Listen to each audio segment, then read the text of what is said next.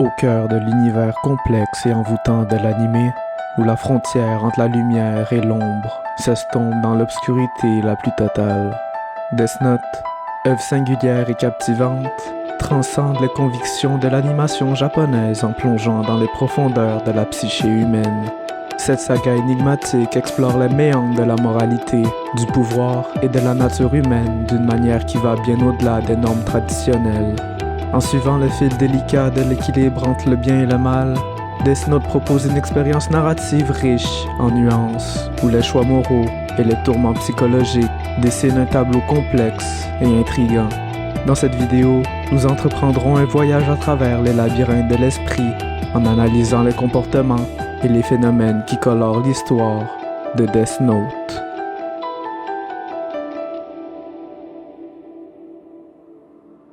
L'histoire de Death Note s'ouvre sur un monde où le pouvoir semble être la monnaie d'échange la plus précieuse.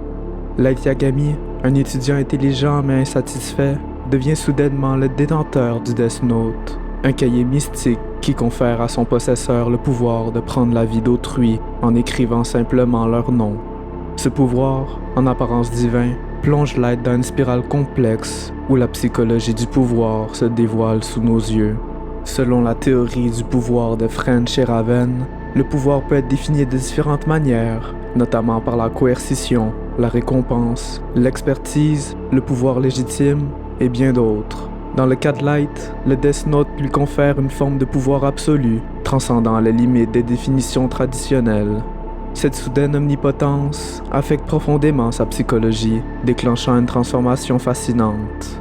Initialement motivé par un désir de justice face à un monde qu'il perçoit comme corrompu, Light commence à utiliser le Death Note pour éliminer les criminels. Ce premier pas dans l'exercice du pouvoir dévoile les nuances complexes de la psychologie humaine.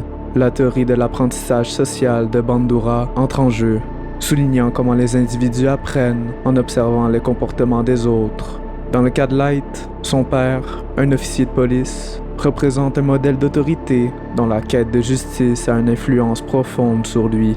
Cependant, à mesure que le pouvoir du Death Note consomme l'esprit de Light, des éléments de la théorie du pouvoir corrompeur de Lord Acton se manifestent.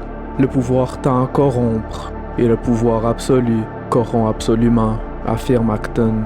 Cette maxime trouve une résonance frappante dans le parcours de Light, où son désir initial de justice pure se transforme progressivement en une quête de pouvoir absolu. La psychologie du pouvoir, comme le suggère French et Raven, révèle cette facette sombre, soulignant comment l'attention et l'abus peuvent altérer la perception de la réalité et déformer les motivations initiales.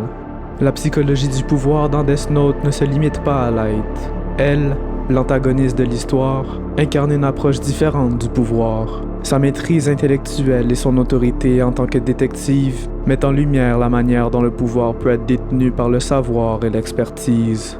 La rivalité entre Light et elle devient un terrain fertile pour l'analyse psychologique, où la compétition et la stratégie deviennent des éléments cruciaux dans un jeu de pouvoir complexe et captivant.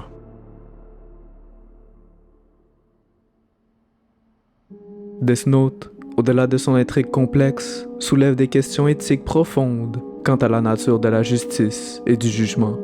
À travers les choix moraux difficiles auxquels sont confrontés les personnages, l'anime explore les nuances de l'éthique du jugement, donnant naissance à des réflexions fascinantes sur la moralité humaine. L'éthique déontologique, souvent attribuée à l'imposant Elle, se manifeste dans la manière rigide dont il aborde la justice.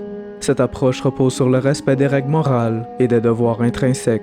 L'énigmatique détective considère le droit et le devoir comme des piliers inébranlables, et son engagement envers ces principes se reflète dans sa quête pour arrêter Kira, le justicier autoproclamé utilisant le Death Note. D'un autre côté, Light, motivé par une vision utilitariste de la justice, justifie ses actions par les résultats escomptés. L'utilitarisme, selon lequel une action est moralement correcte si elle produit le plus grand bien pour le plus grand nombre, guide les décisions de Light en tant que Kira. Cette perspective éthique complexe entre en collision avec la déontologie de Elle, créant un conflit moral central dans l'anime. L'anime pousse plus loin ces dilemmes éthiques en proposant les effets imprévus des actions de Light. L'idée que la fin justifie les moyens est mise à l'épreuve lorsque des innocents sont touchés par les actions de Kira. La théorie de la responsabilité morale de Nietzsche entre en jeu ici, soulignant comment les individus doivent assumer les conséquences de leurs actes, même si cela va à l'encontre de leur intention initiale. L'exploration de ces conséquences imprévues enrichit le tissu éthique de Death Note, confrontant les personnages et les spectateurs à la complexité des choix moraux. L'anime ne se contente pas de présenter deux perspectives opposées, mais explore également des variations subtiles de l'éthique du jugement. Certains personnages, tels que le Shinigami Ryuk, observent les événements avec une neutralité éthique, soulignant la relativité des concepts moraux dans cet univers complexe. Au cœur de Death Note, l'énigme complexe de la psychologie de Kira, l'alter ego de Light Yagami, offre une exploration fascinante des méandres de la nature humaine. L'évolution de Light, motivée par un désir initial de justice, vers le personnage obscur et impitoyable de Kira, est un terrain fertile pour une analyse approfondie à travers des concepts psychologiques tels que la théorie de la personnalité et de la psychopathie. Lorsque Light découvre le Death Note pour la première fois, son premier acte d'utiliser ce pouvoir divin pour éliminer des criminels révèle un aspect de sa personnalité jusqu'à-là dissimulé.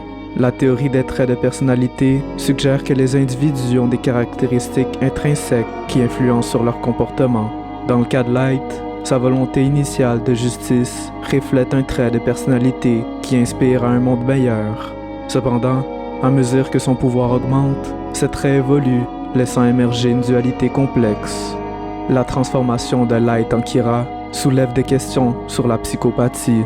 La psychopathie, caractérisée par des traits tels que le manque d'empathie, la manipulation et la propension de la violence, trouve une incarnation intrigante dans le personnage de Kira. L'utilisation indifférente du Death Note pour éliminer des vies sans remords apparent expose les facettes les plus sombres de la psyché de Light. La théorie de la psychopathie permet d'explorer la manière dont le pouvoir peut amplifier ces tendances, créant un individu capable de justifier des actes moralement répréhensibles au nom de sa propre vision de la justice. Parallèlement, la dualité de la psychologie de Kira se manifeste dans la lutte constante entre l'identité publique de Light et son alter ego meurtrier. La théorie de l'identité sociale suggère que les individus ont différentes facettes de leur personnalité en fonction des rôles qu'ils jouent dans la société.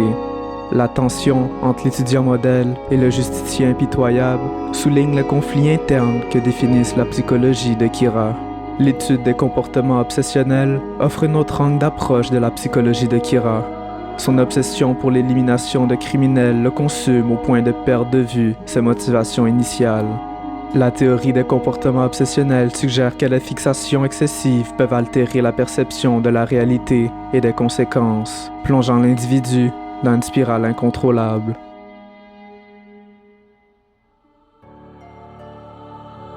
L'essence même de Death Note réside dans l'affrontement épique entre deux génies intellectuels, Light Yagami et elle. Ce duel mental captivant explore les profondeurs de la psychologie humaine sous l'effet de la pression extrême, de la compétition et de la manipulation. L'affrontement entre Light et elle met en lumière la manière dont la psychologie de la compétition influence leur action. La compétition, souvent considérée comme un moteur puissant du comportement humain, devient le pivot de l'intrigue. La théorie de la psychologie de la compétition suggère que les individus, lorsqu'ils sont confrontés à des défis, mobilisent des ressources mentales et émotionnelles pour atteindre leur objectif. Dans Death Note, cette compétition se manifeste à travers des stratégies mentales élaborées, des enjeux psychologiques et des tentatives de manipulation mutuelle.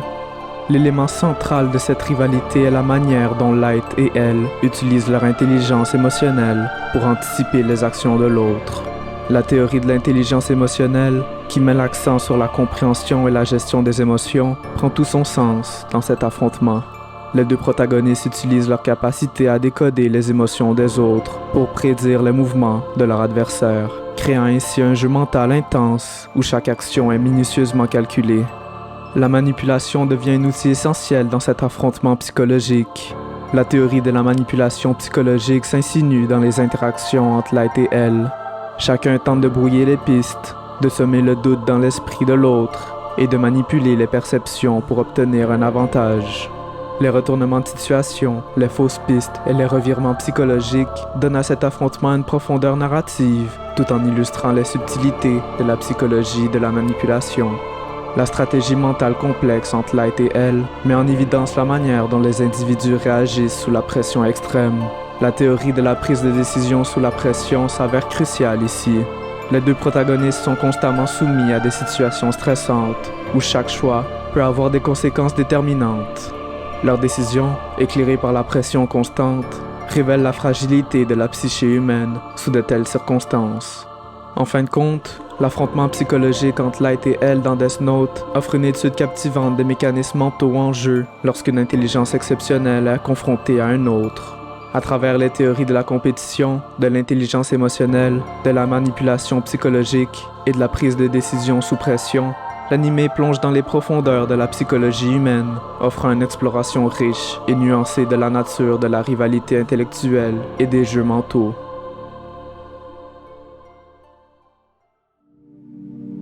L'invitation à sonder les recoins sombres de notre propre psyché n'est pas seulement une réflexion philosophique, mais une opportunité d'apprendre et de grandir. La psychologie de Kira, la dualité entre la lumière et l'obscurité qui réside en chacun de nous, devient une métaphore pour les dilemmes moraux auxquels nous sommes tous confrontés. Les affrontements psychologiques entre le bien et le mal, tout comme dans l'anime, se déroulent au quotidien dans nos propres vies. Dans notre monde, le pouvoir, la compétition et la pression sont des réalités inévitables. Les leçons tirées de Death Note nous interpellent à naviguer ces eaux tumultueuses avec sagesse et discernement. L'histoire nous rappelle que chaque choix, ainsi anodin puisse-t-il paraître, façonne notre propre Death Note, écrivant l'histoire de nos vies. Alors, que pouvons-nous emporter de cette exploration psychologique? Peut-être une invitation à cultiver une compréhension plus profonde de nos propres motivations, à questionner nos propres jugements et à naviguer avec précaution dans les eaux troubles de la vie. Death Note, au-delà de son intrigue captivante, devient un miroir réfléchissant à notre propre humanité, nous rappelant que, même dans l'obscurité, la lumière de la compréhension peut éclairer notre chemin.